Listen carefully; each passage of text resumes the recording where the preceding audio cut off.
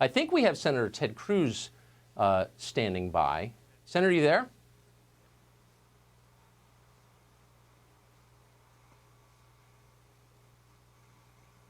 Senator Cruz, are you with us? Thank you for joining us. So I'm going to ask you the question that I asked DeRoy. You're watching these pictures. You followed this for the past 3 days. What do you make of this? Where do you think it's going? Well, listen, it's horrific, and it starts with a horrific act of police brutality. You know, anytime you have a police officer involved shooting, the media often goes into a frenzy, and there's an immediate demonization and attack of the police officers. And I think that's wrong. I think it's premature.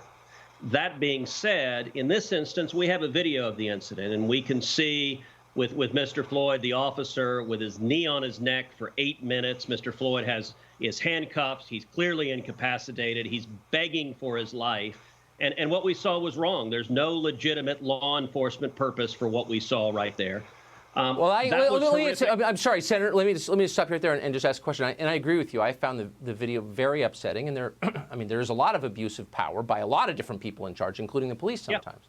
Yep. Do you believe, since let's just deal with facts here, do you believe that the man in custody died of suffocation because the police officer was sitting on him?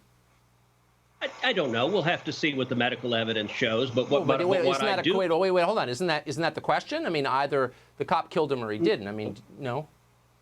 The question is, was that abuse of authority and police brutality? It was definitely an abuse of authority, but the guy's been charged with murder. So isn't the question whether he killed him or not? Well, there are two separate questions. Number one, the Department of Justice opened a civil rights investigation. That was the right thing to do. I applauded the Department of Justice for doing that. Number two, the prosecutor chose today to bring homicide charges. Now, to prove that, they will have to prove that the evidence supports it. I don't know what the medical examiner is going to determine on that.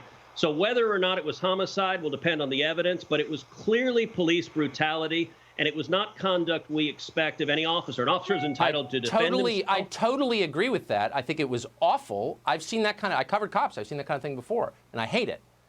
However, the country is convulsing on the basis of the idea that a cop killed this man who was restrained. He was in handcuffs. And I think it's a meaningful question. It's not something we could have lied over and be like, oh, it doesn't matter. Of course it matters. Why wouldn't it matter? Tucker, saying that the criminal justice system will operate and it will depend upon what the evidence is and whether the case can be proven to the jury is not alighting over it. It's saying... No, it's not. And I agree with you 100% there. And one of the reasons, sadly, that we are seeing this violence and this rioting is that you have a lot of demagogues that want to use this incident of clear abuse by one police officer, and they want to use it to paint every police officer as corrupt and racist. And most police officers heroically risk their lives to protect the communities they're in, often minority communities. And for everyone that is stirring up racial division and engaging in violence and looting, that is completely unacceptable. Violence and criminal conduct is unacceptable, whether it is committed by a mob in rage or whether it's committed by a police officer who's breaking the law. The law should apply fairly and uniformly to everyone. So why is that so difficult for so many Republicans in Washington to say? I saw the tape. I was horrified by it. The guy should be punished for doing this. And you're not allowed to burn our cities down. And yet I've heard basically silence from the party that I've kind of routinely voted for all these years, rethinking that now. But why doesn't anybody stand up for the rest of us, civilization? Like, you're not allowed to burn cars. How's that? You're saying it. Good for you. I can't speak for others, but it's an obvious reaction. Enforce the law, protect people's lives, protect people's rights.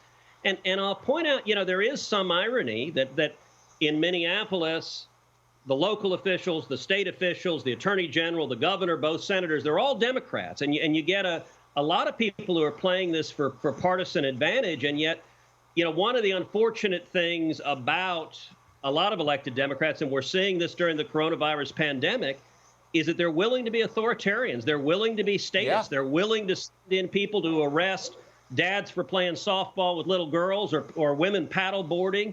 And it's, if you believe in liberty, then you want to see police officers keeping people safe and not abusing people's rights or liberties. I couldn't agree more. I couldn't agree more. And we've seen, this is not, I mean, we've seen a lot of abuse actually recently. Let me ask you just a question, and I don't know if it's answerable, but you know, you've watched this country closely for a long time. Where do you think this is going?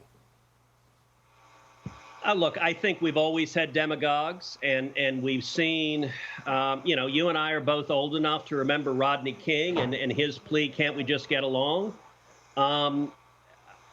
I would like to think that we can instead appeal to our better angels. I think there are an awful lot of people, whether black or white or Hispanic, that want to come together as one America, particularly at a time when we have both a public health crisis and a massive economic crisis. Dividing us and turning people against each other is not good or beneficial, as much as the media loves to do it. I think that's what you just said is absolutely right. And how nice would it be if we had leaders who could bring us together? I mean, that'd be the greatest thing of all.